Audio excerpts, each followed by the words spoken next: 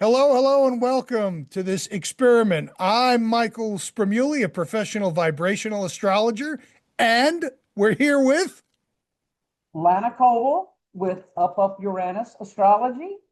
and we're here to give you some insights on the new moon, which is happening in Taurus this Saturday, May 16th at 4 p.m. Eastern Time. And we figured we'd try this format out because we're both professional astrologers. Lana's actually been at this probably longer than I have, but we have two different styles and approaches. And the thing about astrology is there's no one right way. You're not going to hear me say my way is better or Lana say that her way is better. It's two different systems. Think of it like a medical situation when you have doctors who specialize in different areas. Doesn't mean one's right or the other's wrong. So I'm going to let Lana give us her take on what we can expect under this Taurus new moon, which is happening April 16th, again, this Saturday at 4 p.m. Eastern Time. So, Lana, take it away. What can we be looking forward to? Okay, I'm not going to state the obvious, okay, about the moon and the sun being conjunct in Taurus. I'm more interested in the more subtle aspects that are going on behind the scenes. And I'm a Western astrologer, and so I ran the 11th harmonic within Western astrology. And I come up with several unique patterns at play under the scenes that are really going to be pushing the energy. Okay. We all know that new moons are about new beginnings. Okay. And about manifesting that energy later. Obviously, with the new moon being in Taurus, it is an earth sign. And so there will be manifestations of it. But what's fascinating to me on this one is that Chiron and Mars are conjunct in Aries. Aries is self-will uh, and independence, and Chiron is the wounded healer. So with Mars conjuncting that, I think that there's a strong push to heal personal wounds, all right, within yourself. And amplifying that energy is Pluto is in, we all know Pluto's in Aquarius, but it is forming a hardworking aspect to Jupiter in Cancer. Okay.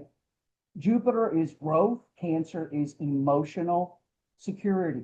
Mm. Again, I'm seeing like a emphasis of this emotional healing security type thing. And I'm sure that with everything that's going on right now, people are feeling a little insecure. Okay, things are moving at a much more rapid rate. So Uh, can I jump in here just as a clarifying question?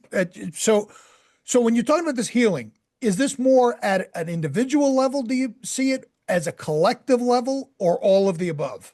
I think it's at an individual level because it's occurring in Aries and then it's occurring in Cancer, Mm. Jupiter in Cancer. So I believe that it's more about right now, we're getting ready for the big collective push. We're not quite there yet. It has begun a little bit because Pluto's gone into Aquarius. Sure. Okay. And Uranus has moved into Gemini to affect the thought pattern. Right. Okay. But they're not at full strength yet. We've just gotten a little taste. We're not going to get the full strength until midsummer. And when the gate flies open and the horses go running out, they keep talking about the damn fire horses, okay? Right. But I'm telling you, in midsummer, we're going to all be running around with our hair on fire, wondering what the hell's going on. So it feels to me like this is a personal reset for each and every one of us to figure out where do we feel emotionally insecure and what do we have to let go of in order to reacquire that sense of security. Okay. Um, the other thing that's interesting about this is that Mercury is conjuncting, it's 3 degrees within the sun and moon in Taurus, and it is actually conjuncting Uranus at 1 degree in Gemini. Well, that's like big brother and baby brother, or as I refer to it, Thelma and Louise. Okay. My analogy of Uranus conjuncting with Mercury is Thelma and Louise getting in the car and driving off the cliff. Hmm. Okay. Because Uranian energy is that lightning bolt from the sky that says, I want that. And I'm not stopping and I don't see anything else. And Mercury goes, great, I'll drive. That's a great analogy. So I really think that this is about an inner time of healing and resetting what our expectations are, because I know for a fact, I've looked ahead, there's going to be some significant movement in air in Uranus and Gemini. It's going to get beefed up. And so I think this is our time to take a breath, reassemble, kind of reset what we've been feeling to this prelude picture that we've been seeing, and make manifest of what we want to let go of that's not working for us. And I would imagine, and correct me if I'm wrong here, if we do this at an individual level and we get on board and start the wheels moving and heading in that direction, that then sets up further cycles for the collective healing. Because, without getting into the obvious, things are wild right now in the world, no matter where you are. There's all sorts of wild energy, divisiveness, difference of opinions across the board on different things. So it sounds like, and I don't want to put words in your mouth, that this could be the first step to maybe heading toward a path of being able to heal ourselves so that we can then heal the greater consciousness. I don't want to get too cosmic, but am I tracking that right? Or is that? You are dead on. Okay. There's a reason why you and I are working together.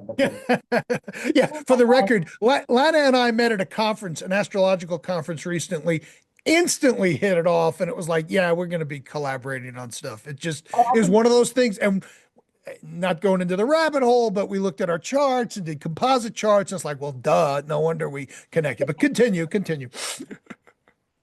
Yes, it's kind of like, what they always say, and I don't want to talk politics, but I'm going to use political analogy. Sure. Yeah. They say that the only way that you can truly affect politics on a big picture is to act locally. Of course. Absolutely. I'm going to take that same analogy with our emotional healing and getting stabilized. Okay. With it being in Earth, the new moon, it's about manifesting on Earth. So this is a pause time to act locally, get yourself prepared so that you can then start changing things around you. And as you change, you bring more and more people into your collective, your circle. And the next thing you know, you've got a movement. Okay. You've got a bigger movement. Yeah. And that's how we change what's going on. So that's how I see this. And the thing I like about your interpretation, forecast, whatever term you want to apply to it, is this is not about winning. It's not about one side's going to win, someone's going to lose. It's let's kind of all move through the next phase collaboratively and together. Right. Right. Excellent. All right, cool. Well, anything else you want to add from the Western perspective? No, sir. It is going to be, the only thing I'll say is that if you think you can just think it and it be okay, that's not how this energy is going to work. Right. You're going to want this energy. Okay. It's going to have to be a daily thing where you literally say, this is what I want in my life. I no longer need this. And focus on the positive. And the more and more that you do that, the more you will heal yourself. And you'll be interesting to find, because I've had this happen to me recently, that whatever I'm working on healing with myself, I tend to draw people to me that are working on the same thing. Oh, interesting. Yeah. So don't be surprised if this starts happening. This is the energy of Chiron. We only heal ourselves through others. Okay. So you'll be amazed. Watch that, because it really has a synergistic effect in the universe. Well, that's a wonderful interpretation, very practical, and it's a perfect bridge to vibrational astrology. And I'll give you my take on what I'm seeing here. And in vibrational astrology, we deal with the underlying energy patterns. And rather than focus on archetypes, we're looking at the underpinnings of the actual energy, just a different way of interpreting things. So what I see for this new moon is, of course, as you said, sun and moon, they're always connected. They're conjunct. Otherwise, you wouldn't have a new moon. But we've got Mercury And Uranus, as you said, sitting alongside of those the actual new moon planet, sun and moon itself. But before I get into that, as usual, I'm getting ahead of myself. I want to spend just a moment talking about Taurus energy from the VA perspective, because our definitions are a little different than other systems that are out there. So, you think of Taurus, you think, oh, I like to eat bonbons and luxuriate and exfoliate and all the other stuff. And yeah, some of that can certainly be true. But the underlying energy of Taurus itself is getting in the flow.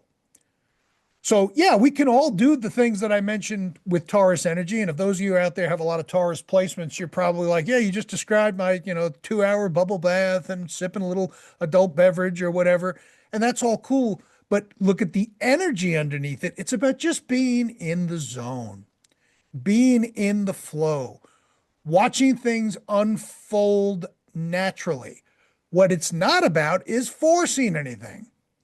This is not about, well, I'm going to nip this in the bud right out of the gate, and this is what I'm going to change, and I'm going to change all these people.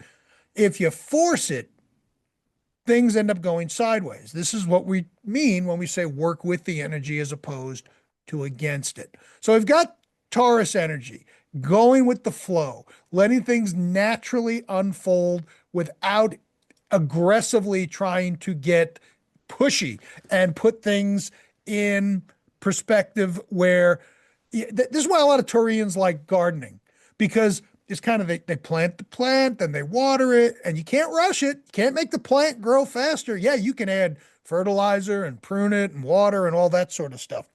So that's the base of the energy.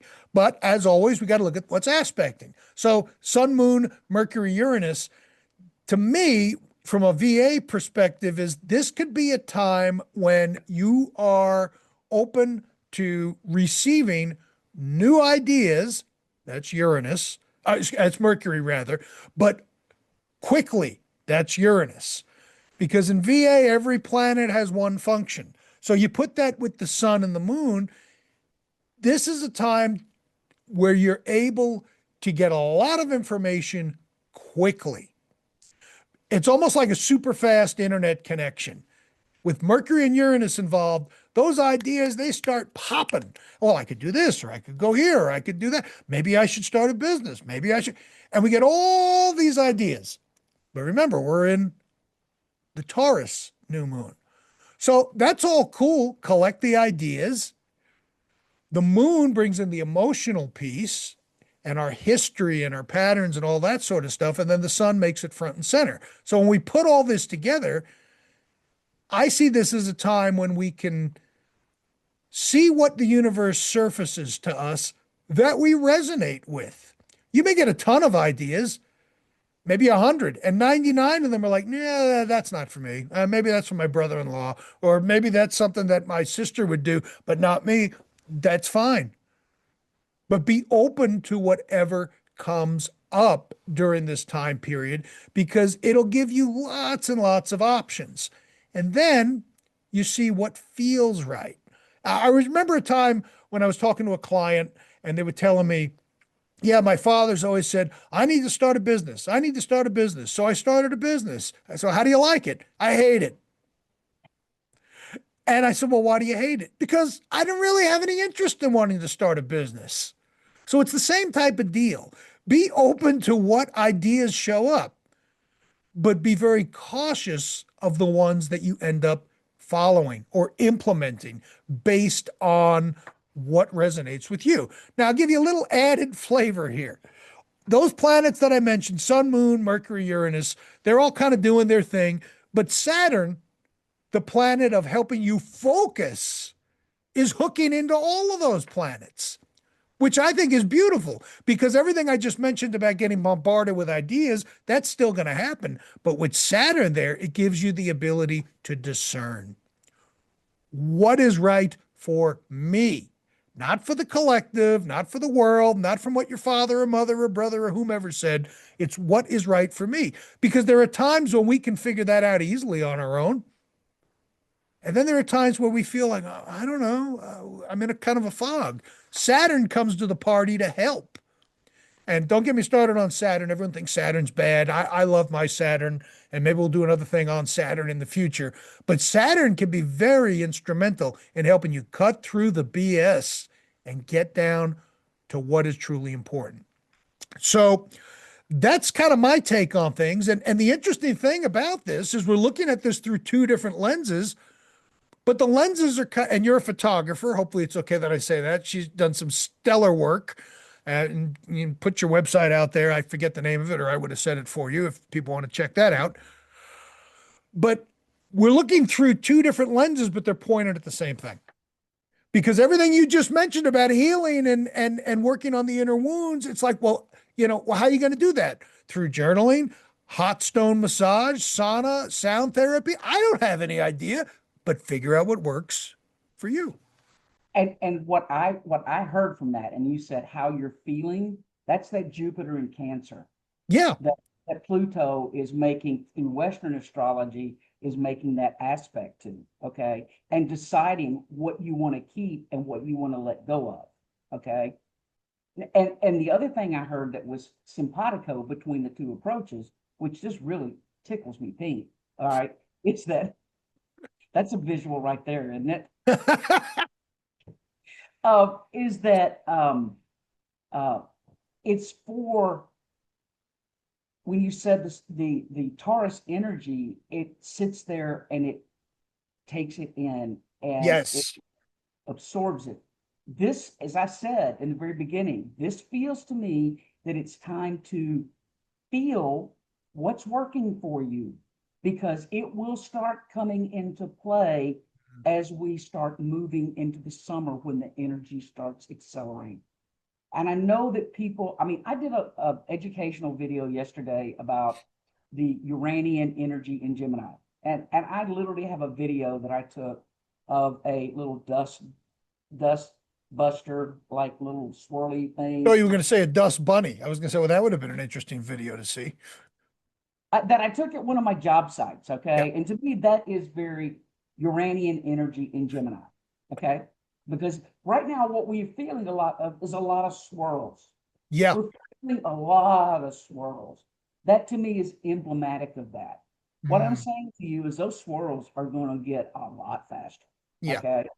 You're going to think that you're one of those weather chaser dudes going out chasing tornadoes Hmm. as we get closer and closer to the summertime. This is not the time to act upon it. This is the time to feel what you feel, make some decisions, and then be prepared when the time is right to launch. And I think It's, we both said the same thing. We just said it differently. yeah, exactly. And, this is what I find interesting. There's a lot of different systems in astrology. And one thing astrologers are really known for is fighting with each other. I mean, I'll just go ahead and say it. Oh, well, I do this. Well, you're wrong. I do it. No, it doesn't have to be. It's just different perspectives. There's different types of art. There's different types of music. There is no one is right.